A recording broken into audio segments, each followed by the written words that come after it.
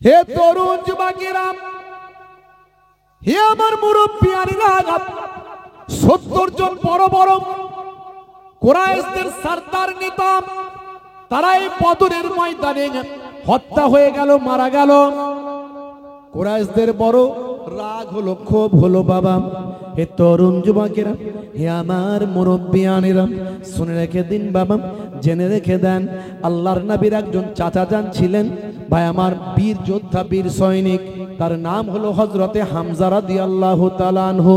এই হামজা রাদিয়াল্লাহু তাআলা আনহু তিনি এমন একজন যোদ্ধা, প্রবীণ বয়স অনেক বটে, কিন্তু সিংহ সম ক্ষমতা আল্লাহ তাকে দিয়েছিলেন। হে তরুণ যুবকেরা, হে আমার মুরব্বিয়ানেরা, শুনে রেখে দিন বাবা, জেনে রেখে দেন, হিন্দার একজন গোলাম ছিল, ভাই আমার, হাবসি দেশের, আবিসিনিয়া হাবসি দেশের গোলাম, তার নাম হলো ওয়াহাসি। হিন্দার একজন গোলাম ছিল, হ্যাঁ, আবু সুফিয়ানের স্ত্রী হিন্দা, তার একজন গোলাম ছিল। হে তরুণ যুবকেরা, হিন্দা বলল, বদরের যুদ্ধে, মানে প্রথম যুদ্ধে, আমার বাপ, চাচা, দাদা, ভাই, এ বড় বড় নেতারা সব ওই যুদ্ধে মারা গেছে। সে এতটাই ক্ষিপ্ত হলো, রাগান্বিত হলো, সে তার ওই শক্তিশালী হাবসি গোলামকে বলল, হে আমার গোলাম, তুমি তো মুক্তি পেতে চাও। তৎকালীন যুগে এখন যেমন বাজারে গরু ছাগল বিক্রি হয়, তখনকার যুগে মানুষ বিক্রি হতো, আর এই হাবসি গোলামরা অনেক শক্তিশালী হতো। হে তরুণ যুবকেরা, হে আমার মুরব্বিয়ানেরা, শুনে রেখে দিন বাবা, জেনে রেখে দেন মুসলমান, এমন সময় দেখতে পাওয়া যায়, এই হিন্দা ওই গোলামকে বলেছিল, ভাই আমার, ওয়াহাসি গোলাম যে অন্যের আন্ডারে ছিল, তাকে বলেছিল, তুমি তো অনেক শক্তিশালী, তুমি মুক্তি পেতে চাও, আমি তার কাছ থেকে তোমাকে মুক্তি করে দেব। যদি আজকে তুমি, এই যে যুদ্ধ শুরু হবে, এই ওহদের যুদ্ধে যদি 3 জনের মধ্যে যে কোনো একজনকে যদি তুমি শহীদ করতে পারো, তাহলে তোমাকে মুক্তি দান করা হবে। শুধু তাই নয়, শুনে রেখে দাও, আমি হিন্দা, আমার শরীরে যত অলংকার আছে, সেই অলংকার তোমাকে দিয়ে দেওয়া হবে।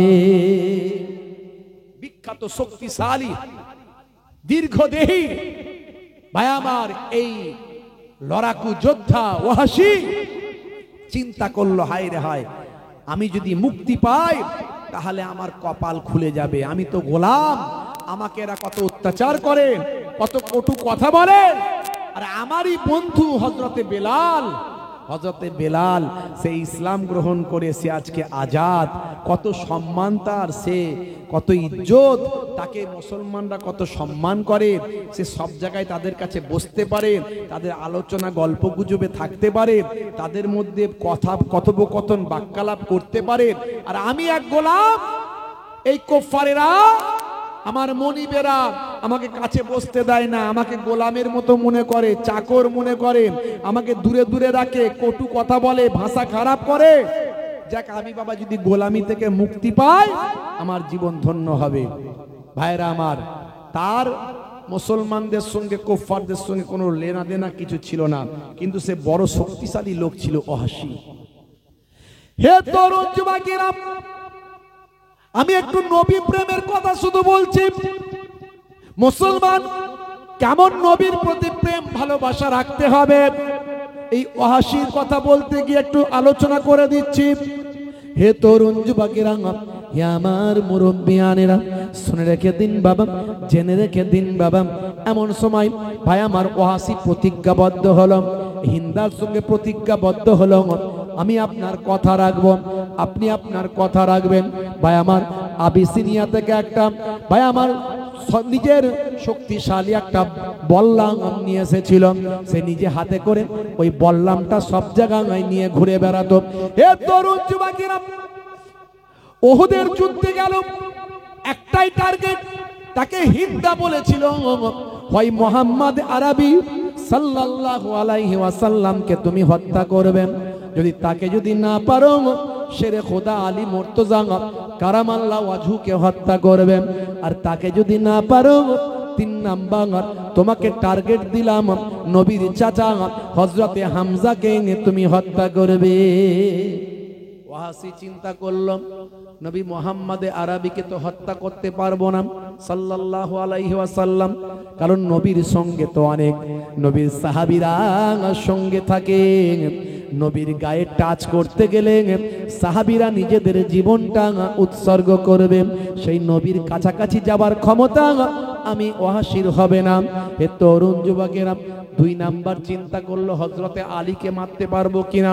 চিন্তা করলো হাই রে হাই, হযরতে আলীর সামনে যাওয়া মানে আজরাইল ফারিস্তার সঙ্গে মুলাকাত করা।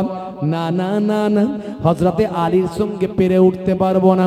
তাহলে একমাত্র রাস্তা রইল ওই সিংহ সম প্রবীণ ওই যোদ্ধা, নাম হলো হযরতে হামজা রাদিয়াল্লাহু তাআলা আনহু। এই হামজা রাদিয়াল্লাহু তাআলা আনহুর একটা দুর্বলতা ওয়াসি জানতো। ওয়াসি চিন্তা করলে একটা দুর্বলতা আছে হযরতে হামজার। কি দুর্বলতা? না, হযরতে হামজা এমনি প্রবীণ মানুষ, কিন্তু অনেক শক্তিশালী, সিংহ সমতার ক্ষমতা, কিন্তু যখন যুদ্ধ করেন তখন সামনে তাকিয়ে যুদ্ধ করেন, আশপাশে কি হচ্ছে অত লক্ষ্য রাখেন না। এটা হলো হযরতে হামজা রাদিয়াল্লাহু তাআলা আনহুর একটা দুর্বলতা, ওয়াসি জানতো। তাই ঠিক করলো আমি পারলে হযরতে হামজাকে হত্যা করতে পারবো।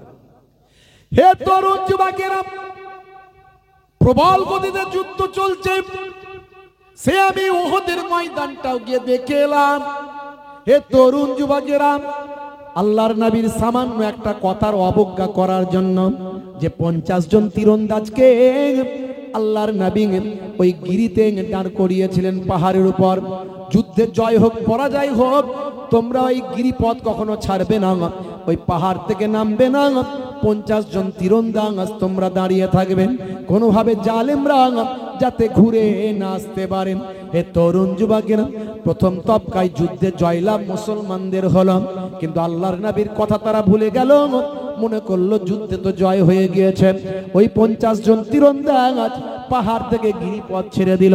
আর সে সময় হযরতে খালিদ বিন ওয়ালিদ তিনি ঈমান কবুল করেননি। তখন মুসলমানদের নেতা ছিলেন না, বরং তিনি কুফফারদের নেতা ছিলেন। হযরতে খালিদ বিন ওয়ালিদ তিনি ভীষণ প্রথম থেকেই তিনি একজন মেধা এবং একজন ভাই আমার উচ্চ মেধা সম্পন্ন এবং পরিকল্পনাকারী এবং ভবিষ্যৎ প্রণয়নকারী এবং দূরদৃষ্টি সম্পন্ন সুমেধা সম্পন্ন শক্তিশালী বীর যোদ্ধা ছিলেন। সেই সময় তিনি পেছন দিক থেকে ঘুরে এসে মুসলমানদের উপর নতুন কায়দায় ঝাঁপিয়ে পড়ে 70 জন মুসলমান সাহাবী সেদিন শহীদ হয়েছিল। হে তরুণ যুবকেরা, হযরতে হামজাকে প্রথম থেকেই টার্গেট করেছিল ওয়াসি। ওয়াসি হলো এমন একজন যোদ্ধা, সে কারো সঙ্গে যুদ্ধ তেমন করতো না। ভাই আমার, যুদ্ধের ময়দানে একটা টার্গেট করে নিত, যাকে টার্গেট করত তাকে কেবল আঘাত করত, অন্য কারো সঙ্গে তার কোনো লেনা দেনা ছিল না। হযরতে হামজাকে দেখলো যে 3 জন কুফফারে কুরাইশ, বড় বড় কুরাইশদের বড় বড় সরদার নেতা জালেমদের হযরতে হামজা কচু কাটা করছেন। ওয়াসি আস্তে আস্তে আড়াল করে এদিক ওদিক সামলে ম্যানেজ করে ওই তার আবিসিনিয়ার সেই বিখ্যাত ভাই আমার ওই যে আপনার হাবসি, ওই বললাম একটু লাফিয়ে যত শক্তি ছিল ভাই আমার বড় 2-3টে নিঃশ্বাস নিয়ে হযরতে হামজা রাদিয়াল্লাহু তাআলা আনহুর দিকে নিক্ষেপ করলো। আর তার এতটাই লক্ষ্য তীক্ষ্ণ ছিল যে হযরত হামজা রাদিয়াল্লাহু তাআলা আনহু ওয়াহশির আঘাতে শহীদ হয়ে গেলেন। ইন্না লিল্লাহি ওয়া ইন্না ইলাইহি রাজিউন। আল্লাহর নবী খুব কষ্ট পেয়েছিলেন এই যুদ্ধে, বুঝতে পারছেন। নবী পাকের হেলমেটে আঘাত লেগেছিল, দান মোবারক শহীদ হয়েছিল। এই ঘটনা আপনাদের জানা আছে।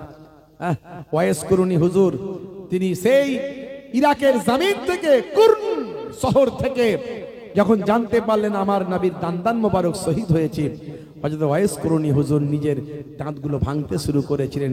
কোন দাঁত ভেঙেছে চিন্তা করে সব কটা দাঁতই তিনি ভেঙে ফেলেছিলেন।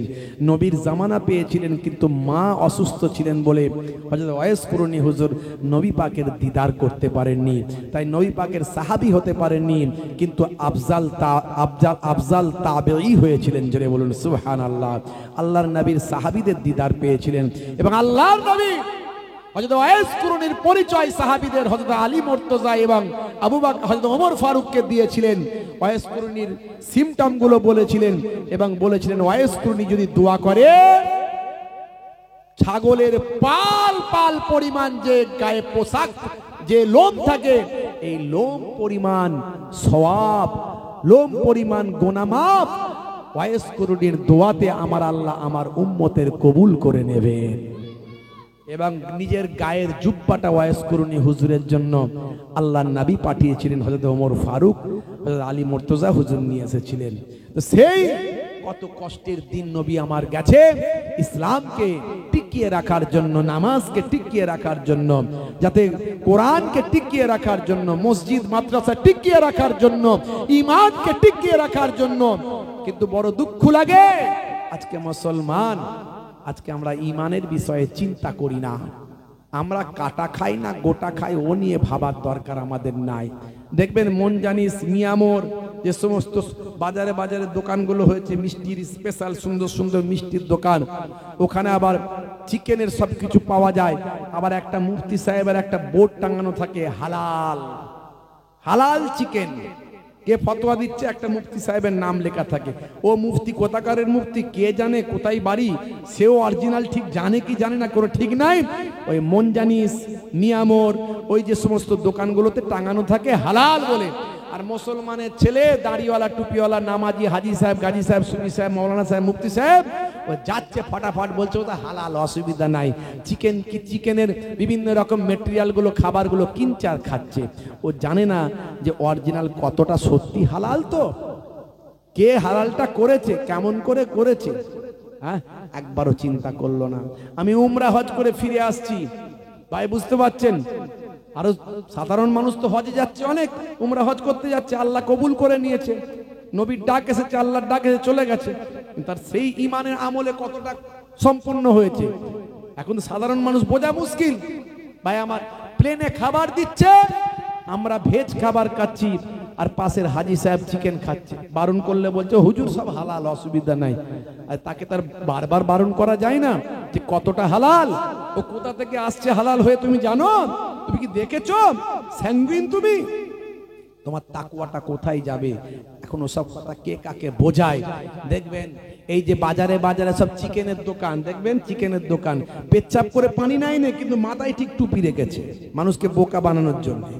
ও পেচ্ছাপ করে পানি নাই নে, চিকেনের দোকানদার মুরগিওয়ালা ও পেচ্ছাপ করে পানি নাই নে, দাড়ি নাই কিন্তু মাথায় টুপিটা রেখেছে। কারণ মুসলমানরা এসে বলবে ওই মাথায় টুপি আছে মার হালাল, কোনো অসুবিধা নাই। আর ও পায়ে করে ধরছে ফাট করে কাটছে, পায়ে করে ধরছে ফাট করে কাটছে। ও বেঁচে থাকতে থাকতে খাল এখনো মরে নে, এখনো আর রুহ বেরিয়ে যায়নি, তারাই খালপোষ করে ফেললো। ও হালাল, অসুবিধা নাই। ওই মুসলমানের সুফি সাহেব দরবেশ সাহেব হাজি সাহেব মৌলানা সাহেব মুফতি সাহেবকে খাবা খাপ কিনচার নিয়ে চলে আসছে। তাকওয়াটা কোথায় যাচ্ছে? হ্যাঁ, এই জন্য তো জাবানের দোয়া কবুল হতে চায় না আমাদের, বুঝতে পারছেন? আমাদের জাবানের দোয়া ওই জন্য কবুল হতে চায় না।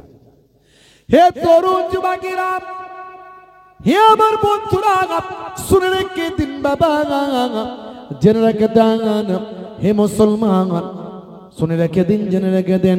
দেখতে দেখতে 8টা বছর কেটে গেল। আল্লাহর নবী আল্লাহর রাসূল মক্কা জয় করলেন বাবা বিনা যুদ্ধে। আল্লাহর নবীর সাহাবী অনেক বেড়ে গেল। হে তরুণ যুবকেরা, নবী আমার যখন মক্কা বিজয় করলেন 8ম হিজরিতে, আল্লাহর নবী আল্লাহর রাসূল মক্কা বিজয়ের পর সবাইকে আমভাবে ক্ষমা করেছিলেন। মক্কার মানুষদের সবাইকে আমভাবে ক্ষমা করেছিলেন, কিন্তু 5 জন নারী আর 6 জন পুরুষের উপর আল্লাহর নবী ফতোয়া দিয়েছিলেন তাদেরকে কতল করে দাও। 5 জন নারী আর 6 জন পুরুষ, যারা এত বড় ইসলামের দুশমন ছিল, আল্লাহর নবী তাদেরকে ক্ষমা করেননি, সবাইকে ক্ষমা করেছিলেন, আম ক্ষমা। কিন্তু এই 6 জনকে তোমরা কতল করে দাও, এ হলো সবচেয়ে বড় জালেম, এদের আমি ক্ষমা করি না। তার মধ্যে হিন্দা ছিল, তার মধ্যে ওয়াহাসির নাম ছিল। হে তরুণ যুবকেরা, হে আমার মুরব্বিয়ানেরা, ওয়াহাসি পালিয়ে গিয়েছিল। সে মদিনার পাশাপাশি তাদের একটা গোত্রে এসে থেকেছিল, নিজে মাথা চাপা দিয়ে ঘুরে বেড়াতো, যাতে মুসলমানরা ওয়াহাশিকে না চিনে নেয়। হে যুবকেরা শুনে রেখে দেন, একদিন আল্লাহর নবীর সামনে এসে হাজির হলো, মাথাটা চাপা দিয়ে, চোখটা চাপা দিয়ে, মাথাটা মুখটা চাপা দিয়ে, কেউ যাতে চিনতে না পারে। আল্লাহর নবীর সামনে এসে, দয়ার নবীর সামনে এসে বসে বলেন, ইয়া রাসূলুল্লাহ, হাবিবাল্লাহ, আপনি দয়ার নবী, মায়ার নবী, রাহমাতুল লিল আলামিন, আমি ওয়াহাশির কি ক্ষমা হবে না? আমি ইমানদার হতে চাই, আমি মুসলমান হতে চাই। আল্লাহর নবী বললেন, হে ওয়াহাশি, তুমি মুসলমান হতে চাও, তুমি কালেমা পড়তে চাও, তোমার ক্ষমা হয়ে যাবে। জোরে হবে না? দেখেছেন আমার নবী কি রহমত, কি দয়ার নবী। ইন্নাল ইসলামা ইয়াহদিমু মাকানা কাবলাহু ওয়া ইন্নাল হিজরাতা তাহদিমু মাকানা কাবলাহা ওয়া ইন্নাল হজ্জা ইয়াহদিমু মাকানা কাবলাহু। इस्लाम मिटा देता है अगले गुनाहों को, हिजरत मिटा देता है अगले गुनाहों को, हज मिटा देता है अगले गुनाहों को। हजरत वाहिसी हे तरुण जुबकेरा अल्लाहर नबीर सामने से नबीर हाथे कालेमा पड़ेंगे, ईमानदार हो जाए। আল্লাহর নবী বললেন, হে ওয়াসি, তুমি তো আমার চাচা জানকে হত্যা করেছিলে, শহীদ করেছিলে। ওয়াসি মাথাটা নিচু করে, চোখ পড়া পানি, বুক পড়া বেদনা নিয়ে বলেছিল, ইয়া রাসূলুল্লাহ, হাবিবাল্লাহ, আমি জাহেলিয়াতার কারণে, আমি জাহেলি হওয়া, জাহেলি যুগের কারণে, জিহালাতের কারণে, মূর্খতার কারণে আমি বুঝতে পারি না আমি আপনার চাচা জানকে হত্যা করেছি। ইয়া রাসূলুল্লাহ, হাবিবাল্লাহ, তবে আমি প্রতিজ্ঞা করছি যে বললাম দিয়ে ইসলামের একজন উৎকৃষ্ট মানুষকে আমি হত্যা, শহীদ করেছি, সেই বললাম দিয়ে ইসলামের একজন নিকৃষ্ট মানুষকে আমি হত্যা করব। আল্লাহর নবী বললেন, কিভাবে হত্যা করেছ? হে তরুণ যুবকেরা, কিভাবে আমার চাচা জানকে শহীদ করেছো? হাসিব, তুমি জানো না, ছোট্টবেলায় জন্মের আগে আমি আমার পিতাকে হারিয়েছি, 6 বছর বয়সে আমি আমার আম্মা জানকে হারিয়েছি। যাদের ছত্র ছায়ায় আমি লালিত পালিত হয়েছি, তাদের মধ্যে একজন হলেন আমার প্রিয়তম চাচা জান হযরতে হামজা রাদিয়াল্লাহু তাআলা আনহু, যিনি আমাকে ছায়া দিয়েছেন, যিনি আমাকে সব সময় চোখের মধ্যে রাখতেন, যিনি আমাকে সব সময় জালেমদের ভিতর থেকে আমাকে বাঁচানোর চেষ্টা করছেন। সেই হযরতে হামজাকে তুমি শহীদ করেছো। হে ওয়াহাশি, তুমি কেমন করে আমার চাচা জানকে শহীদ করেছো, একবার শোনাও। হে তরুণ যুবকেরা, ওয়াহাশির চোখ পড়া পানি, বলতে শুরু করলেন কিভাবে তিনি তার চাচা জানকে শহীদ করেছেন। হিন্দার নির্দেশে মুক্ত হওয়ার, আজাদ হওয়ার নেশা আমার মাথায় চেপে গেল। আমি সব সময় চিন্তা করতাম যে, হে তরুণ যুবকেরা, ওয়াহাশি সব সময় ভাবতো আমার বন্ধু বেলাল সে কেমন আজাদ হয়ে ঘুরে বেড়াচ্ছেন, তার মধ্যে কোনো বা আমার গোলামির বেরি তার পায়েতে নাই, সে আজাদ অবস্থায় থাকছেন, কত সম্মান সে পাচ্ছেন, সে একবারে নিশ্চিন্তে ঘুরে বেড়াচ্ছেন। আর আমি হলাম গোলাম, আমি গোলামের মধ্যে আছি, গোলামের বেরি আমার পায়েতে আটকে আছে। আমিও যদি আজাদ হয়ে যাই, আমার সংসার হবে, আমার সুন্দর একটা জীবন হবে। এই চিন্তায় আমি বিভোর ছিলাম। সেই সময় আমি অফার পেলাম, যদি 3 জনের ভিতরে একজনকে হত্যা করি, তাহলে আমাকে আজাদ করে দেওয়া হবে। আমি ঠিক করলাম হযরতে হামজা সিংহ সম আপনার চাচাজিকে আমি শহীদ করলাম। হুজুর, জিহালাত মূর্খতার কারণে এটা আমি করেছি। তারপর কি করেছিলাম? হিন্দা এসে উপস্থিত হয়েছিল। আমি হযরতে হামজার কলিজার উপর, বুকের উপর খঞ্জর চালিয়েছিলাম। বুকের ভিতর থেকে খঞ্জর চালিয়ে কলিজাখানা বের করেছিলাম। সে কলিজাখানা বের করে আমি হিন্দার হাতে দিয়েছিলাম। হিন্দা চিবিয়েছিল, ইয়া রাসূলুল্লাহ, হাবিবাল্লাহ, আল্লাহর নবী। চাচা জানের এই করুণ ঘটনা শুনে ঝরঝর করে নবী আমার কাঁদতে শুরু করলেন। কেঁদে কেঁদে বললেন, হে ওয়াহাশী, আমি তোমাকে ক্ষমা করে দিলাম, কিন্তু শোনো, তুমি আর জীবনে কখনো আমার সামনে আসবে না, কারণ তোমাকে দেখলে আমার চাচা জানের কথা মনে পড়ে যাবে। যতদিন ওয়াহাশী আমার নবীকে পেয়েছে, সামনে আর কোনোদিন আসে, পেছনে আসতেন, পেছনে বসতেন, গাছের আড়ালে থাকতেন, পাতার আড়ালে থাকতেন, আল্লাহ নবীকে দূর থেকে দেখতেন, কাছে আর আসতেন না। নবীর প্রেম তার ভিতরে এমন চলে আসলো, ছটফট ছটফট করতো, সবসময় কাঁদতেন, সবসময় কাঁদতেন। আর চিন্তা করতেন, যে বল্লভ দিয়ে ইসলামের একজন উৎকৃষ্ট মানুষকে আমি শহীদ করেছি, সেই বল্লভ দিয়ে যেন আমি ইসলামের একজন নিকৃষ্ট মানুষকে হত্যা করতে পারি।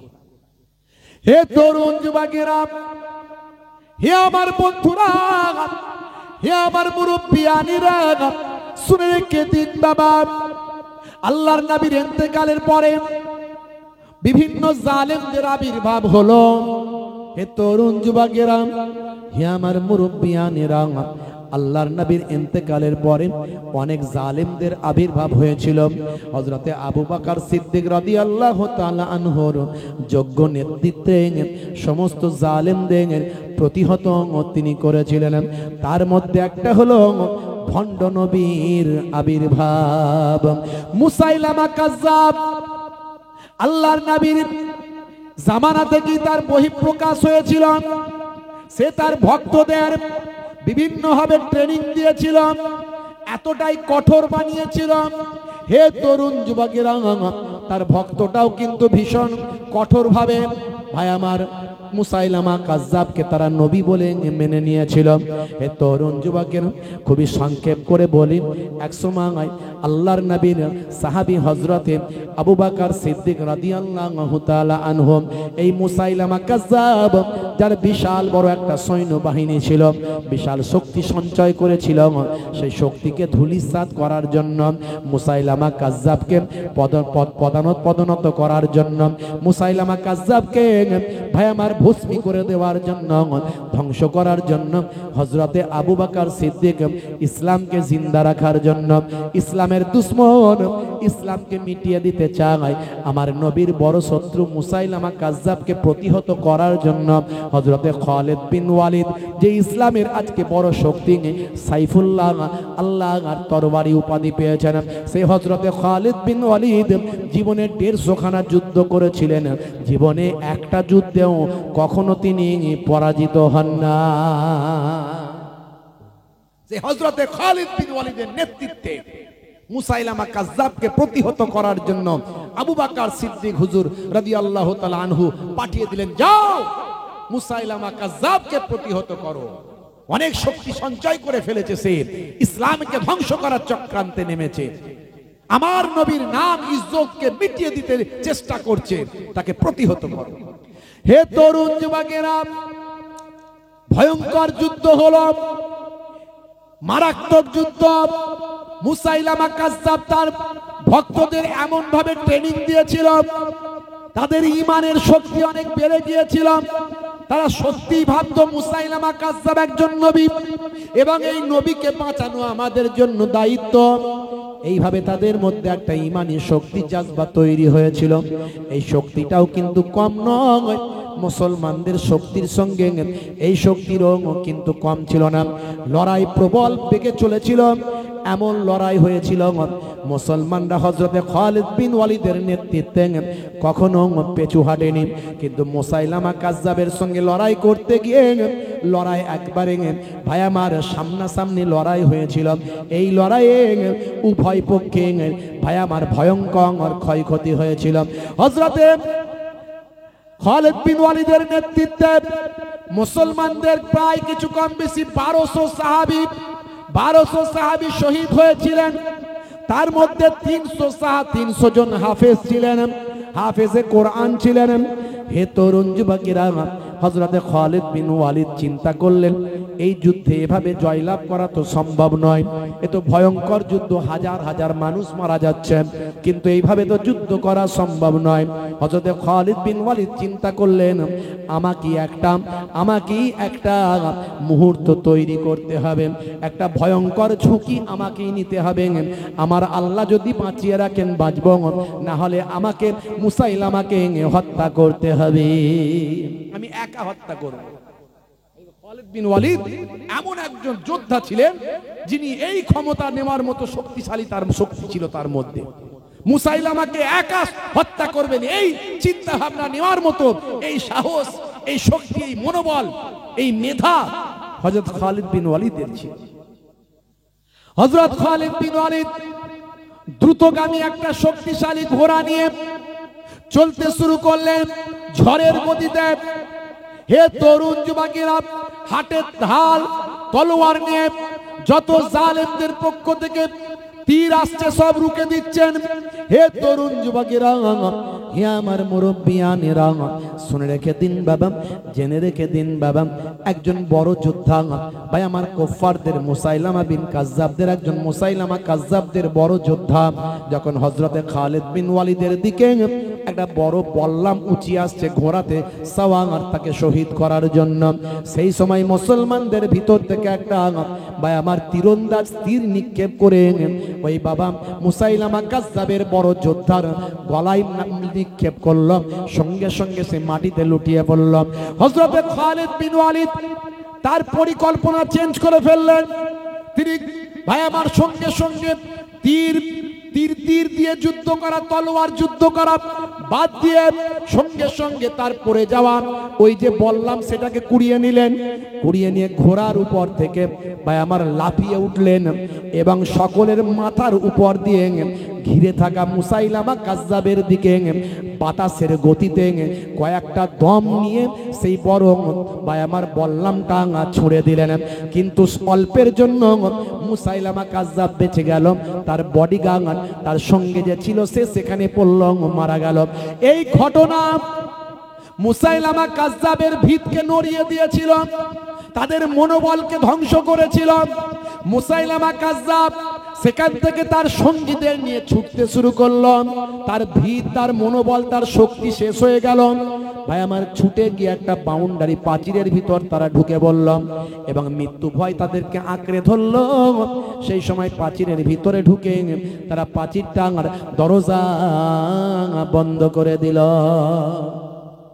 এদিকে ওয়াহশী তার একটাই টার্গেট, একটাই লক্ষ্য, একটাই টার্গেট, যে কুফফার আমি ইসলামের সবচেয়ে বড় মাপের ব্যক্তিকে আমি যে শহীদ করেছি, এখন সেই বললাম দিয়ে মুসলমানদের সবচেয়ে নিকৃষ্ট ব্যক্তিকে আমি হত্যা করতে চাই।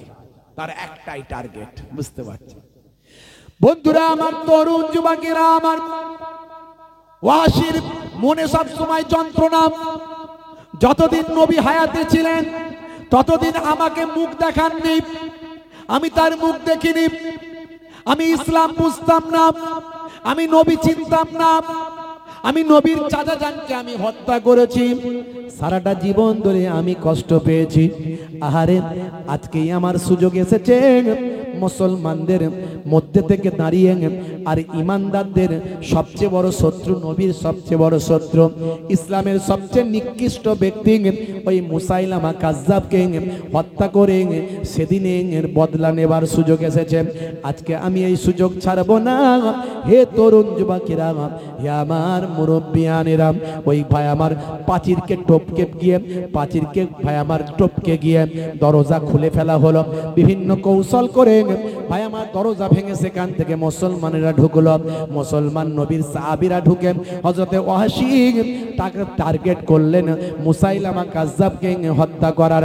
শেষে অবশেষে বিভিন্ন সবাইয়ের মাঝখান থেকে চোখের আড়াল থেকে তার তীক্ষ্ণ মেধা আর তীক্ষ্ণ নজরকে কাজে লাগিয়ে আর ওই ভাই আমার হাবশী সেই ক্ষমতা সম্পন্ন বল্লামকে সামনে নিয়ে সকলের মাঝখান থেকে একটা জাম্পিং করে লাফিয়ে মাথার উপরে অনেকটা ফুট উঠে উঠে গেলেন, উঠে গিয়ে ওপর থেকে সকলের মাথার উপর দিয়ে ভেদ করে মুসাইলামা কাজ্জাবকে তিনি হত্যা করলেন।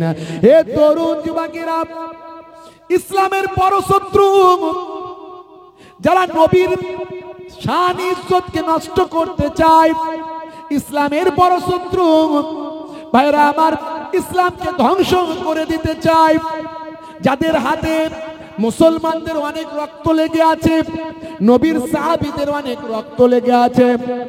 হযরতে ওয়াহশী যখন এই জালেমকে হত্যা করলেন, এই অপরাধীকে হত্যা করলেন, করে সেই বল্লমটাকে আকাশের দিকে তুললেন, তুলে বললেন কতালতু খায়রান নাস, কতালতু খায়রান নাস, আর কতালতু শাররান নাস। আমি হত্যা করেছি এর আগে একজন ভালো মানুষকে, এর আগে আমি হত্যা করেছি, আজকে আমি সর্বনিকৃষ্ট একজন মানুষকে আমি হত্যা করলাম। হে তরুণ যুবকেরা, সেই ওয়াহশী যতদিন বেঁচে ছিলেন ততদিন তিনি শান্তিতে থাকতে পারেননি, অনেক কষ্ট পেয়েছেন, তার দুঃখ যন্ত্রণা অনেক ছিল।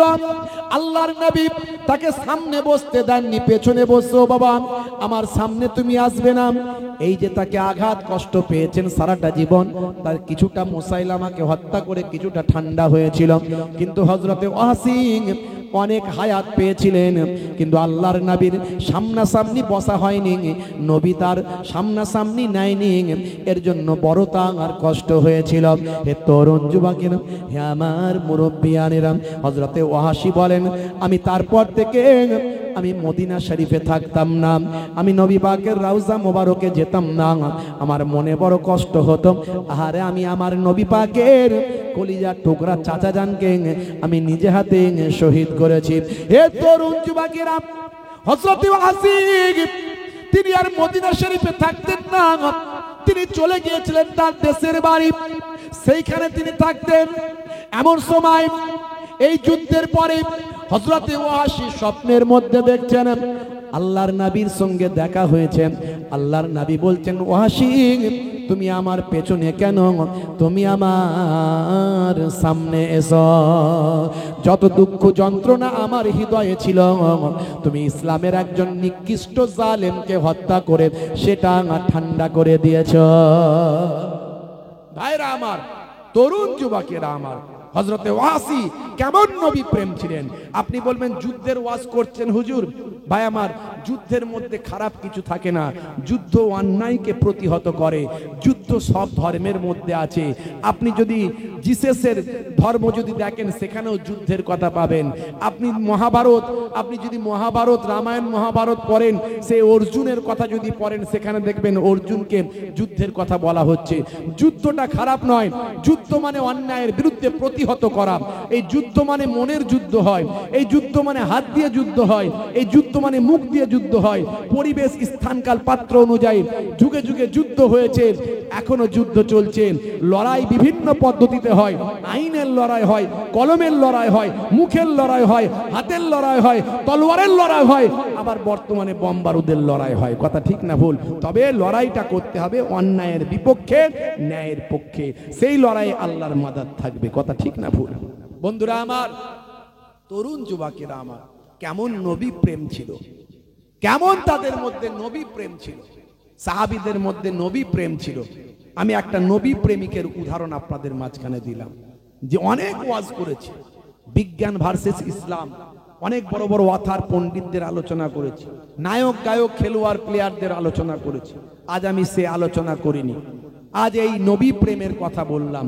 নবী প্রেম শুধু মুখে দেখালে হয় না, দুটো ব্যানার টাঙিয়ে দিলে হয় না, নবী প্রেম অন্তরে দরকার। সারাটা জীবন হযরতে ওয়াহশী আল্লাহর নবীর সামনে আসতেন না। কেমন নবী প্রেম ছিল, তার হৃদয়টাকে কুড়ে কুড়ে খেয়েছিল। আমি যাব না সামনে, নবী আমাকে যেতে বারণ করেছে। কি প্রেম, কি মহাব্বত, সবসময় নবীর প্রেমকে অন্তরে নিয়ে জ্বালিয়ে রাখতেন। আর আজকে আমরা মুসলমান সেই নবীর প্রেম ভুলে গেছি।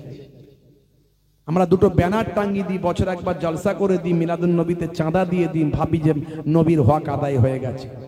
অথচ আমরা সেই নবীর একটা সুন্নতকে ঠিকভাবে মান্যতা দিতে পারছি না, পালন করতে পারছি না।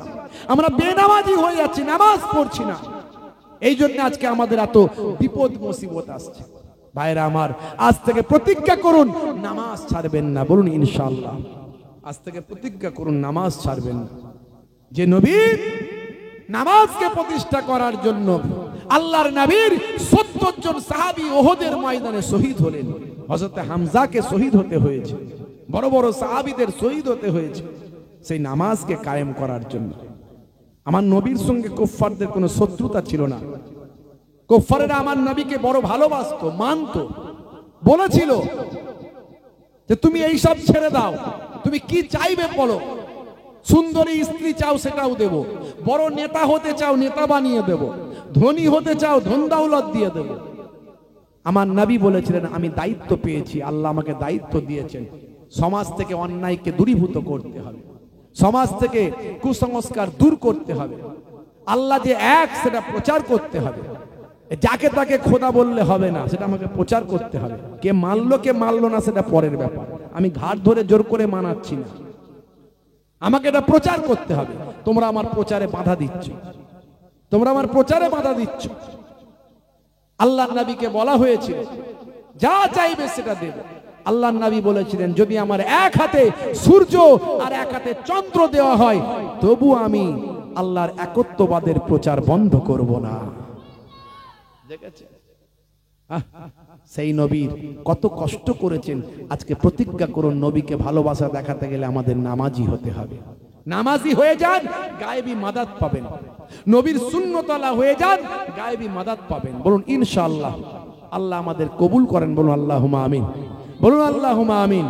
ভাইরা আমার, অনেক আলোচনা ছিল, একটু নবী প্রেমের আলোচনা আপনাদের কাছে আজকে করলাম।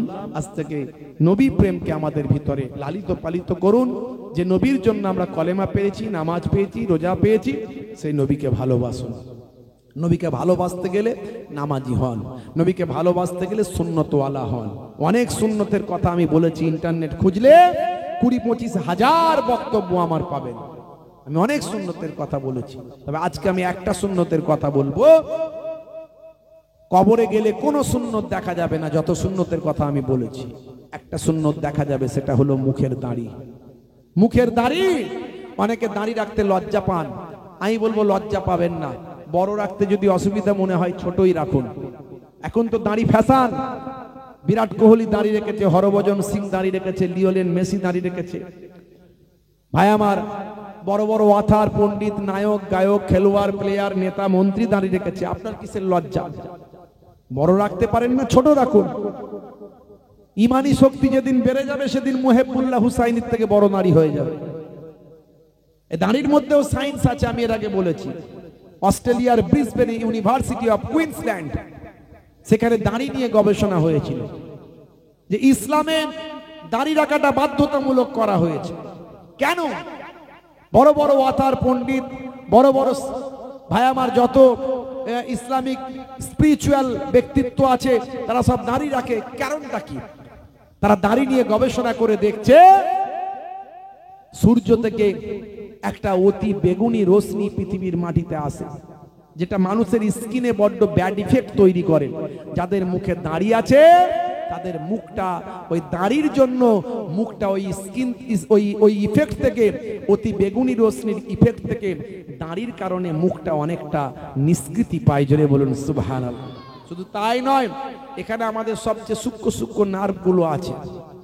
বারবার যদি ব্লেড আর আপনার কি বলে খুর চালানো হয়, আমাদের এই নার্ভের সঙ্গে ব্রেনের, চোখের সব যোগাযোগ, এটা আমাদের স্বাস্থ্যের, ব্রেনের, চোখের ক্ষতি হতে পারে। এটা সায়েন্স বলছে, স্বাস্থ্য বিশেষজ্ঞরা বলছে। আর আমার আপনার ওয়াজে আবু জাহেলের আওলাদদের হেদায়েত হবে ভাই? হবে না। তাহলে আল্লাহ বলছেন তুমি ওয়াজ করে থাকো, হে নবী আপনি ওয়াজ করুন, আপনার ওয়াজ ঈমানদারদের উপকারে লাগে। আর হেদায়েত দেওয়ার মালিক তো আল্লাহ। আল্লাহ অন্য জায়গায় বলেছেন আমি যাকে চাই তাকে হেদায়েত দিই, যাকে চাই তাকে হেদায়েত দিয়ে, যাকে চাই না সে হেদায়েত হয় না। অন্য জায়গায় আবার বলেছেন ওই কওম, ওই জাতি, ওই সম্প্রদায়, ওই ব্যক্তি যতক্ষণ না হেদায়েত হওয়ার চেষ্টা না করবে আমি আল্লাহ তাকে হেদায়েত করি না। তাহলে হেদায়েত হওয়ার চেষ্টা করতে হবে। হে তরুণ যুবকেরা, হে আমার বন্ধুরা, শুনে রেখে দিন বাবা, জেনে রেখে দেন হে মুসলমান, আমাকে আপনাকে এই অল্প দিনের জিন্দেগি, এই অল্প দিন দুনিয়ার জমিনটা আমাদের জন্য ক্ষণস্থায়ী, পরকালটা হলো চিরস্থায়ী। আমার আল্লাহ কোরআন মাজিদের ভিতরে বললেন, বাল তুসিরুনাল হায়াতাদ দুনিয়া ওয়াল আখিরাতু খায়রুম ওয়া আবকা। এই দুনিয়া হলো তোমাদের জন্য ক্ষণস্থায়ী, আর পরকালটা হলো তোমাদের জন্য চিরস্থায়ী। এই পৃথিবী অল্প দিনের। কুল্লু নাফসিন যায়কাতুল মউত, প্রত্যেক প্রাণী মাত্রই মৃত্যুর আস্বাদ গ্রহণ করবে। আজ বেঁচে আছো কাল থাকবে কিনা হে যুবক, কোনো গ্যারান্টি নাই। আজ বেঁচে আছো কাল থাকবে কিনা তুমি জানো না বান্দা। শুনে রেখে দাও, কত মানুষকে তুমি দাফন করেছো, কত মানুষের জানাজায় তুমি শরীক হয়েছো, কত মানুষকে তুমি মারা যেতে দেখেছো। তুমি যে বেঁচে আছো তার জন্য কতবার আল্লাহর দরবারে প্রশংসা হামদ করেছো। করেছি আমরা। আজকে যে আমরা বেঁচে আছি, কত মানুষ মারা যাচ্ছে, আল্লাহ যে এখন আমাদের হায়াতে রেখেছেন, কতবার শুকরিয়া আদা করেছি একবার ভাবেন তো, একবার বলেন তো দেখি। হে তরুণ যুবকেরা, হে আমার বন্ধুরা, শুনে রেখে দিন বাবা, জেনে রেখে দেন হে মুসলমান, আল্লাহর নবীকে সাহাবীরা কেমন মহাব্বত করেছেন, আল্লাহর নবীর নির্দেশনা কেমন তারা মেনেছেন, আমার আল্লাহর হুকুমটা কেমন তারা পালন করেছেন। হে যুবকেরা, হে আমার মুরব্বিয়ানেরা, শুনে রেখে দিন বাবা, জেনে রেখে দেন মুসলমান, আমার আল্লাহ কোরআন মাজিদের ভিতরে বললেন, তোমাদেরকে পৃথিবীর জমিনে আমি পাঠিয়েছি আমার ইবাদত করার জন্য। ইবাদত ছাড়া অন্য কোনো উদ্দেশ্যে আমি আল্লাহ সৃষ্টি করি না। মা খলাকতুল জিন্না ওয়াল ইনসা ইল্লা লিয়াবুদুন। ইবাদত করার, সব কিছুতে থাকবে ইবাদত। আমরা ইবাদত মানে শুধু নামাজটা মনে করি। আমি যখন হাসবো, আপনি যখন হাসবেন, তখন যদি মুচকে হাসেন, দাঁতগুলো বেরোবে, সামান্য আওয়াজ হবে না, হাহা করবেন না, গালটা পুরো ফাঁক হবে না। যদি এই যে মুচকে হাসি যেটাকে বলা হয়, আল্লাহর নবীর এই হাসিটাকে বলা হতো তাবাসসুম হাসি। এই তাবাসসুম হাসিটা আমার নবী হাসতেন, বেশিরভাগ সময় নবী এই হাসিটা হাসতেন। আপনি যদি এই হাসিটা হাসেন যে নবী এভাবে হাসতেন, তাই আমি এভাবে হাসছি, তাহলে হাসলেও ইবাদত হবে। দেখেছে, আল্লাহ আমাদেরকে এমন একটা ঘরে জন্ম দিয়েছে, ইমানদার কাঁদলে জমিন আসমান প্রকম্পিত হয়ে যায়। ইমানদার কাঁদছে, আমার আল্লাহ পেরেশান হয়ে যান, কেন কাঁদছে আমার ইমানদার বান্দা? ইমানদারের চোখের পানি পড়ে যাওয়ার আগে আল্লাহ তার দোয়াকে কবুল করে নেন। ইমানদার কাঁদলে আল্লাহ তার দোয়া কবুল করে, তার গুনাহ মাফ করে। আর ইমানদার হাসলে আল্লাহ তার নামাজ আমলে সওয়াব লিখে দেয়। তাহলে হাসলেও নেকি, কাঁদলেও নেকি। আল্লাহ আমাদেরকে কোন নিয়ামত দিয়েছে, কিন্তু সেই নিয়ামতের ব্যবহার আমরা করতে পারি না, বড় দুঃখ লাগে। আমরা আল্লাহ চিনলাম না, নবী চিনলাম না। হে তরুণ যুবকেরা, হে আমার বন্ধুরা, শুনে রেখে দিন বাবা, জেনে রেখে দেন, একজন সাহাবীর নাম আমি আপনাদের কাছে আজকে শোনাবো বাপ। হে যুবকেরা, হে আমার মুরব্বিয়ানেরা, শুনে রেখে দিন বাবা, জেনে রেখে দিন বাবা, আল্লাহর নবীর একজন প্রিয় সাহাবী ছিলেন, নবী পাকের চাচা জান ছিলেন, যিনি ওহদের ময়দানে, যে চাচা জানের রওজা মোবারকটা আছে বাবা, ওহদের ময়দানে 70 জন সাহাবীর রওজা মোবারকটা আছে, তার মধ্যে একজন হলেন আল্লাহর নবীর প্রিয় চাচা জান, নাম হলো হযরতে হামজা রাদিয়াল্লাহু তাআলা আনহু, যার কলিজা বের করে হিন্দা চিবিয়েছিল। হিন্দা যার কলিজাটা বের করে চিবিয়েছিল। হে তরুণ যুবকেরা, ইসলামের প্রথম যুদ্ধ হলো, বড় গাজওয়া হলো গাজওয়ায়ে উহুদ।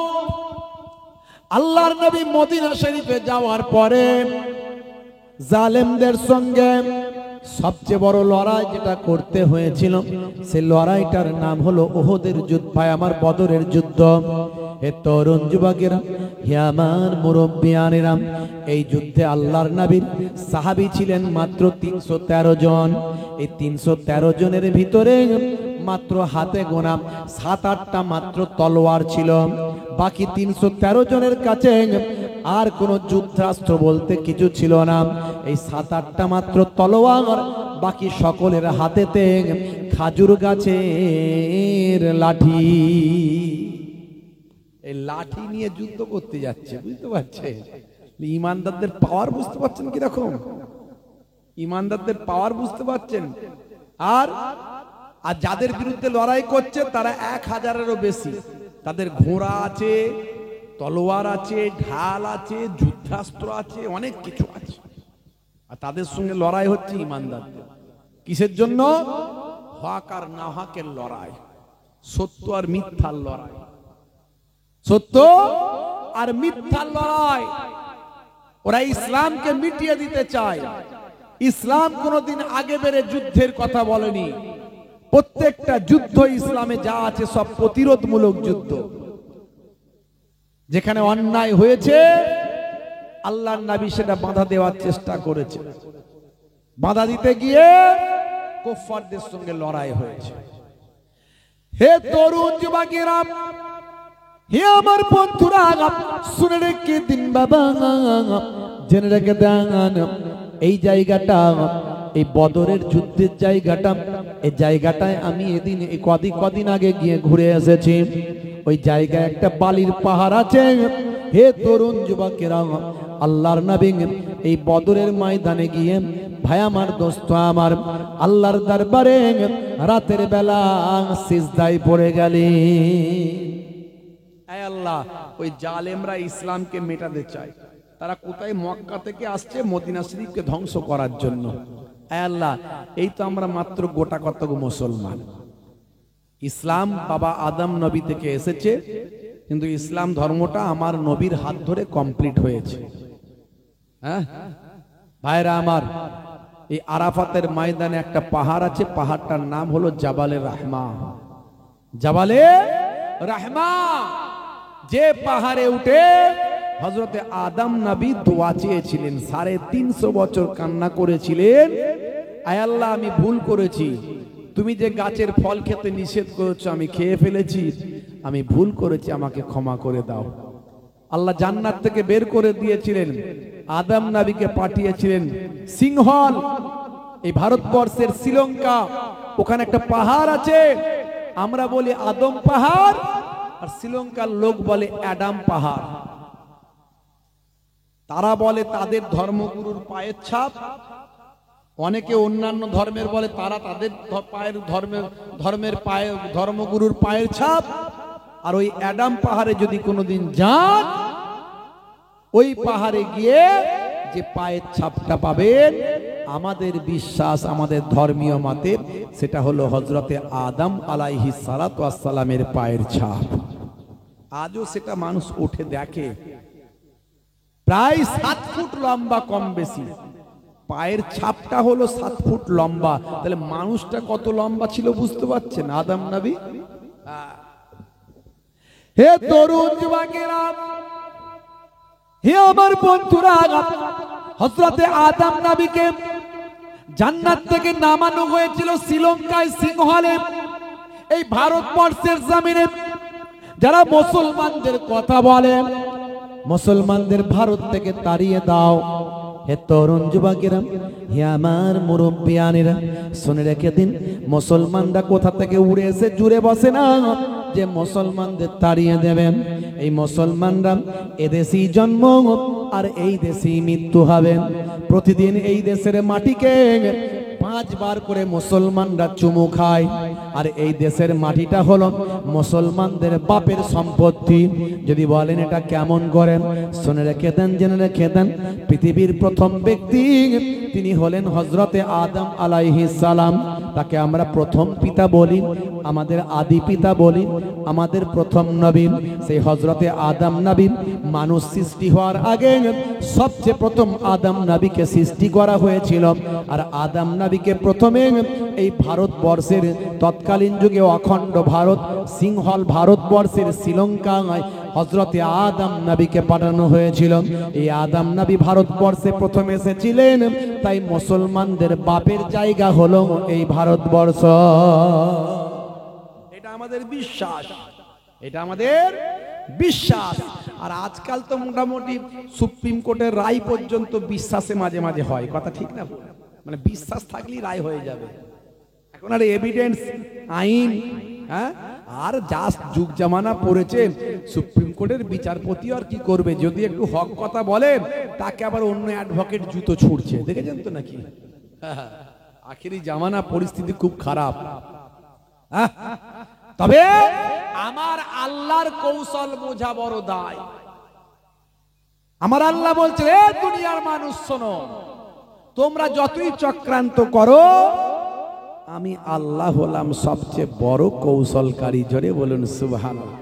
ওয়া মাকারু ওয়া মাকারাল্লাহু ওয়াল্লাহু খায়রুল মাকিরিন।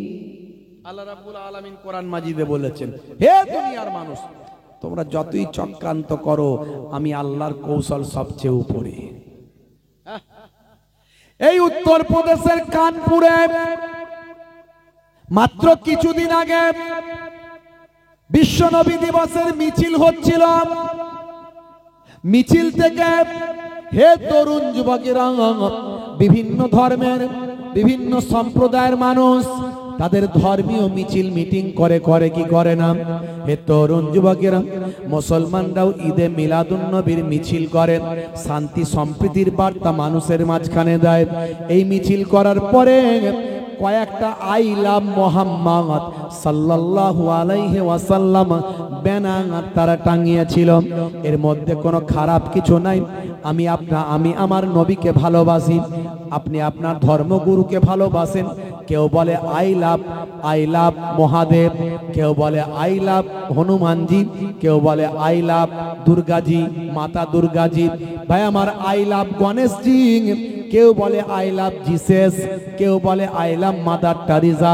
হে তরুণ যুবকেরা, এটা ধর্মগুরুকে ভালোবাসা, এটা কোনো অন্যায় নয়। কিন্তু হাই রে হাই, আজকে এমন এক জায়গায় আমরা এসে উপস্থিত হয়েছি যে স্বাধীনতা সংগ্রামের জন্য সবচেয়ে বেশি আলেমরা নিজেদের জীবনকে উৎসর্গ করেছেন। এই দাড়িওয়ালা টুপিওয়ালা মানুষেরা তারা দেশকে ভালোবাসা নিজেদের ঈমান মনে করে। 1450 বছর আগে আল্লাহর নবী আমাদের শিখিয়েছেন, হুব্বুল ওয়াতানে মিনাল ঈমান, দেশ প্রেম হলো ঈমানের অঙ্গ। ইতিহাস সাক্ষী দেয়। হে তরুণ যুবকেরা, হে আমার মুরব্বিয়ানেরা, সিপাহী বিদ্রোহের সময় 27,000 মুসলমানকে ইংরেজরা শহীদ করেছিল। শুধু তাই নয়, এরকম ভাবে যদি দেখেন, হাজার হাজার লক্ষ লক্ষ আলেম মুসলমানকে ইংরেজরা এই দেশের জন্য ফাঁসি কাস্টে ঝুলিয়েছিল। হে তরুণ যুবকেরা, কিছু দেশীয় ইতিহাস বিকৃত করলেও ইন্টারন্যাশনাল ইতিহাস বিকৃত করা যাবে না। আজও দিল্লির ইন্ডিয়া গেটে চলে যান, ইন্ডিয়া গেটে যদি আপনি গিয়ে দেখেন, ভাই আমার তরুণ যুবকেরা, 93,000 স্বাধীনতা সংগ্রামীদের ভাই আমার নাম সেখানে খোদাই করে লেখা আছে, যারা এই দেশের জন্য নিজেদের জীবনকে উৎসর্গ করেছেন। আমি সেখানে গিয়েও দেখে এসেছি, ইন্ডিয়া গেটে এই 93,000 স্বাধীনতা সংগ্রামী শহীদদের নামের ভিতরে প্রায় 63,000 কম বেশি মুসলমান বিপ্লবী শহীদদের নামটা সেখানে লেখা আছে। মুসলমানদের অবদান ইতিহাস অস্বীকার করতে পারবে না। মোল্লাদের ভালো লাগে না, মোল্লাদের ভালো লাগে না, বলে এপিজে আব্দুল কালাম লোকটা ভালো ছিল। তো ওটা তো মোল্লাই ছিল রে বাবু, এপিজে আব্দুল কালাম কি মোল্লা ছিল না? মোল্লাই ছিল। তাহলে মোল্লাদের ভালো লাগে না? হ্যাঁ, লড়াই কিন্তু হিন্দু মুসলমানের নয়, লড়াই খ্রিস্টান জৈন বৌদ্ধের লড়াই নয়, লড়াই হচ্ছে এক শ্রেণীর সাম্প্রদায়িক একটা দল বেরিয়েছে, সেই দল মুসলমানদের বিরুদ্ধে শুধু নয়, সংবিধানের বিরুদ্ধে লড়াই করছে তারা। আর সংবিধানকে বাঁচিয়ে রাখা শুধু মুসলমানদের দায়িত্ব নয়, এটা সবাইয়ের দায়িত্ব। হে তরুণ যুবকেরা, এই উত্তরপ্রদেশের জমিনে যারা আই লাভ মুহাম্মদ সাল্লাল্লাহু আলাইহি ওয়াসাল্লাম ব্যানার টাঙিয়েছিল, সেই ব্যানারকে পুড়িয়ে ফেলা হয়েছে, সেই ব্যানারকে অপমানিত করা হয়েছে। যারা প্রতিবাদ করেছিল তাদেরকে মারা হয়েছে, আঘাত করা হয়েছে, তাদেরকে জেলে দেওয়া হয়েছে, এমনকি তাদের ঘরবাড়িগুলো অনেকের বুলডোজার দিয়ে ভাঙা হয়েছে। হে উত্তরপ্রদেশের যোগীজি, আমি আপনার কাছে বলতে চাই, আপনি কটা নবীর ব্যানার ছিঁড়ে ফেলবেন, পুড়িয়ে দেবেন? সারা ভারতবর্ষে তাকিয়ে দেখুন, সারা পৃথিবীতে তাকিয়ে দেখুন, কোটি কোটি আই লাভ মুহাম্মদ সাল্লাল্লাহু আলাইহি ওয়াসাল্লাম ব্যানার পৃথিবীর মানুষের দেওয়ালে দেওয়ালে, ঘরে, নগর সগরে তারা টাঙিয়েছে। শুধু তাই নয়, মুসলমান সারা পৃথিবীতে 200 কোটি কম করে মুসলমান আছে, আরো কয়েকশো কোটি মানুষ যারা নবীকে ভালোবাসে, প্রত্যেকের হৃদয়ের ভিতর আই লাভ মুহাম্মদ সাল্লাল্লাহু আলাইহি ওয়াসাল্লাম লিপিবদ্ধ হয়ে গেছে। যত আঘাত করবে মুসলমান, তত নবী নবী করবে। কথা ঠিক না বল? মুছে দিতে পারবে না, মুছে দিতে পারবে না। নবীর গোলামরা নবীর মহাব্বতে ব্যানার টাঙিয়েছে বলে তাদের মেরেছো, জেল খাটিয়েছো, আঘাত করেছো, বুলডোজার চালিয়েছো। আল্লাহ বলছে, আমি কত বড় কৌশলকারী, তোরা কি চক্রান্ত করবি? দেখ, একটা বড় মোল্লাকে তোদের কাছে পাঠাচ্ছি, বড় মোল্লা। এই আফগানিস্তান থেকে একটা বড় মোল্লা এসেছিল না, শুনে জোরে বলে, নাম কি? আফগানিস্তানের বিদেশ মন্ত্রী মোল্লা আমির খান মুত্তাকি এসেছিল উত্তরপ্রদেশে, গিয়েছিল দেওবন্দ মাদ্রাসায় এবং আগ্রা থেকে শুরু করে আরো অনেক জায়গায়।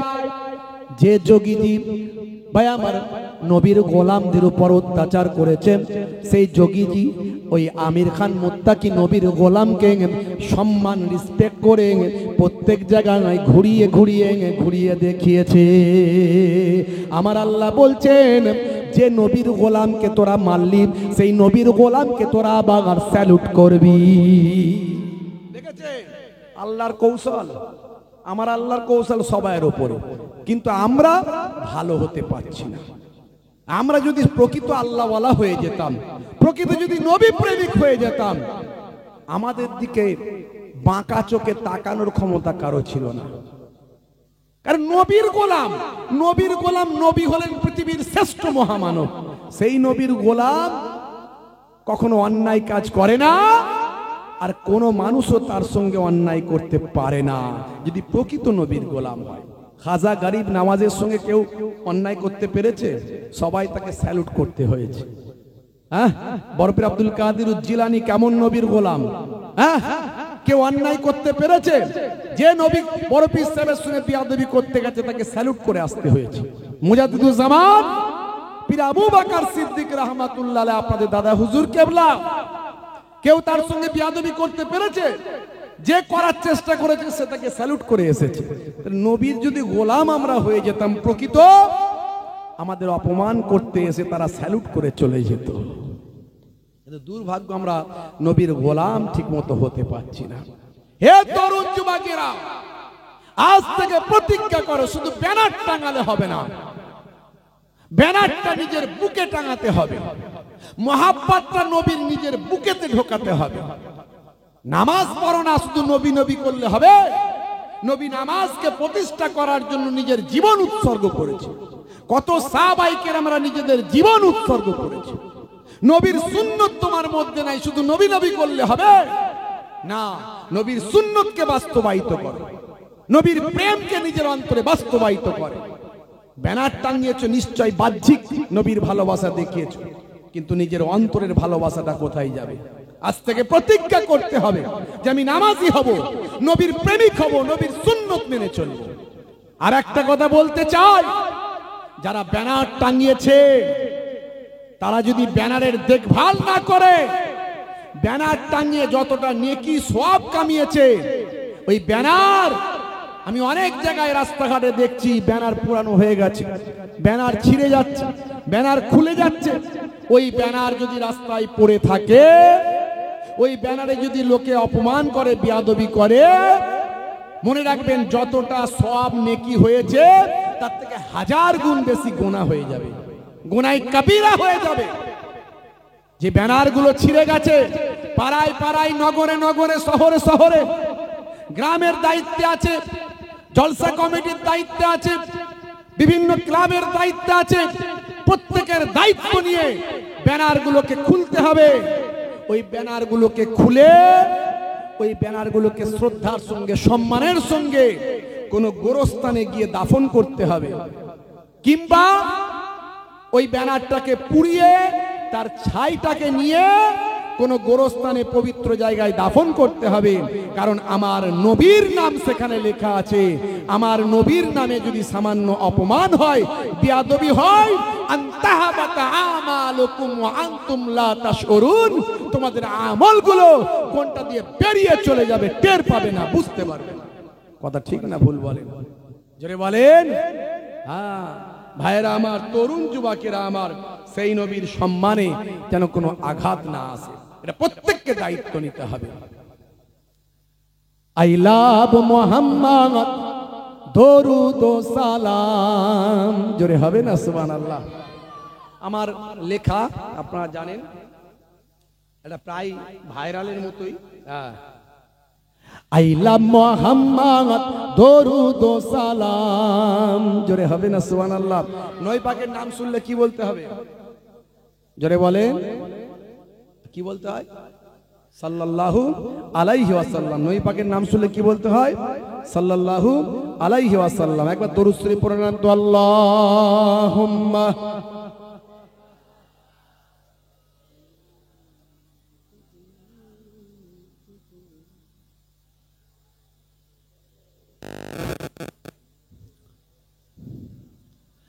আইলা মুহাম্মদ, দরুদ ও সালাম, আইলা মুহাম্মদ, দরুদ ও সালাম, তুমি যে মনিব আমার, আমি যে গোলাম, জোরে হবে না?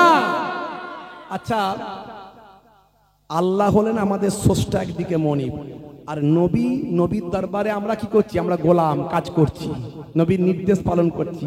সেদিক থেকে নবী আমাদের মনিব, আমরা নবীর চাকর। কথা ঠিক না ভুল? নবীর গোলাম। অনেকে মনে করছে শুধু আল্লাহই মনিব।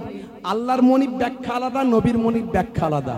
যেমন পুকুরের পানি, নদীর পানি, আপনার জমজমের পানি, আবার হাউজে কাউসারের পানি, পানি তো বলবো, কিন্তু সব পানি কি এক? নবীর গোলাম যেটা, আপনি যেমন কোন দোকানে চাকরি করেন, আপনি বলেন উনি আমার মনিব, উনি আমার মালিক, তার মানে কি ওই মালিক আর আল্লাহ মালিক এক হলো? আসলে অনেকে বুঝতে পারে না বিষয়গুলো। আরে আমরা নবীর আন্ডারে চাকরি করছি, নবী যা আমাদের কাজ দিয়েছেন সেই কাজগুলো আমরা পালন করছি। কথা ঠিক না ভুল? নবী বলেছেন এটা করো, ওটা করো, সেটা করো, এই নবীর গোলামতি করছি। এই জন্য এখানে লিখেছি, একটু ভাঙাচোরা কবি তো, আর কবির ভাবনায় আসে এগুলো কথাগুলো, অত ওইভাবে ডিফিকাল্ট নিয়ে কথা বলি না, বুঝতে পারছেন? হ্যাঁ, এই যে আগের যেটা কবি একটা লিখেছিলেন, জান্নাত চাই না, জাহান্নামও চাই না। আরে জাহান্নাম চাই না বললে ঈমান থাকবে? জান্নাত চাই না বললে ঈমান থাকবে? আর এটা কবিদের কবিতা। নবীকে যদি পেয়ে যায়, আবার কিসের জান্নাত, কিসের জাহান্নাম? কথা ঠিক না বল? হ্যাঁ হ্যাঁ, তুমি যে মনিব আমার, আমি যে গোলাম, জোরে হবে না? জোরে হবে না? আইলা মুহাম্মদ, দরুদ ও সালাম, আইলা মুহাম্মদ, দরুদ ও সালাম, তুমি যে মনিব আমার, আমি যে গোলাম, তুমি যে মনিব আমার, আমি যে গোলাম। তোমারই ব্যানার দেখো ছিঁড়ে ফেলেছে, কত আশিকের দেখো জুলুম করেছে। তোমারই ব্যানার দেখো ছিঁড়ে ফেলেছে। কত আশিকের দেখো জুলুম করেছে, না জেনে না বুঝে অন্যায় করেছে, না জেনে না বুঝে অন্যায় করেছে। তোমার আশিকদের ইশক জেগেছে। জোরে হবে না? আইলা মোহাম্মদ দরুদু সালাম, আইলা মোহাম্মদ দরুদু সালাম। তুমি যে মনিব আমার, আমি যে গোলাম। তুমি যে মনিব আমার, আমি যে গোলাম। ও গো নবী দয়াময় ক্ষমা করো, ওরা তোমায় চেনে না, রহম করো। ও গো নবী দয়াময় ক্ষমা করো, ওরা তোমায় চেনে না, রহম করো। তুমি কত দয়াবান, তুমি কত মেহেরবান, তুমি কত দয়াবান, তুমি কত মেহেরবান। মাইকেল জ্যাকসনও চিনেছিল। আইলা মোহাম্মদ দরুদু সালাম, আইলা মোহাম্মদ দরুদু সালাম। তুমি যে মনিব আমার, আমি যে গোলাম। তুমি যে মনিব আমার, আমি যে গোলাম। এক ছিল নারী কাঁটা দিত। নবীজির হাঁটার পথে একজন মহিলা কাঁটা বিছিয়ে দিত নবীকে কষ্ট দেওয়ার জন্য, দেখেছেন? আর আমার নবীর আহা। এক ছিল নারী কাঁটা দিত, ও গো নবী তোমার কষ্ট হতো। এক ছিল নারী কাঁটা দিত, ও গো নবী তোমার কষ্ট হতো। একদিন বিমারে ওই নারী পড়িলেন, একদিন বিমারে ওই নারী পড়িলেন। তুমি তাকে দেখিতে গেলে ওগো, হাই হাই নবী মুগ্ধ সবাই, হাই হাই নবী মুগ্ধ সবাই। ওই নারী মানের সাদটা যে পায়। জোরে হবে না? কি নবী আখলাক দেখিয়েছে। ওই নারী অসুস্থ বিছানায় পড়ে আছে, নবী আমার দেখতে গেছে। অবাক ওই নারী, আহা ইমানদার হয়েছে। আইলা মোহাম্মদ দরুদু সালাম, আইলা মোহাম্মদ দরুদু সালাম। তুমি যে মনিব আমার, আমি যে গোলাম। তুমি যে মনিব আমার, আমি যে গোলাম। ও গো নবী আমারে কবুল করো, স্বপ্নেতে কখনো দেখা দিও। ও গো নবী আমারে কবুল করো, স্বপ্নেতে কখনো দেখা দিও। কবরের ঘরে একবার এসো, কবরের ঘরে একবার এসো। কায়ামতে হুসাইনের চিনে নিও। আইলা মোহাম্মদ দরুদু সালাম, আইলা মোহাম্মদ দরুদু সালাম। তুমি যে মনিব আমার, আমি যে গোলাম।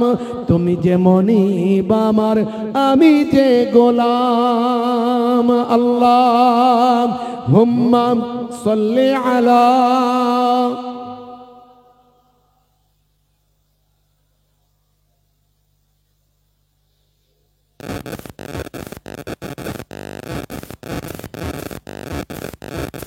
হে তরুণ যুবকেরা, হে আমার বন্ধুরা, শুনে রেখে দিন বাবা, জেনে রেখে দেন। হে মুসলমান, এই বদর প্রান্তরে আমি গিয়েছিলাম। আপনাদের যেটা বলছিলাম, এই অল্প কিছুদিন আগে আমি গিয়েছিলাম সে বদরের যেখানে যুদ্ধ হয়েছিল, সেই জায়গাটা আমি গিয়ে দেখলাম আবু জাহিল, যে কুয়াতে আবু জাহিলকে নিক্ষেপ করা হয়েছিল।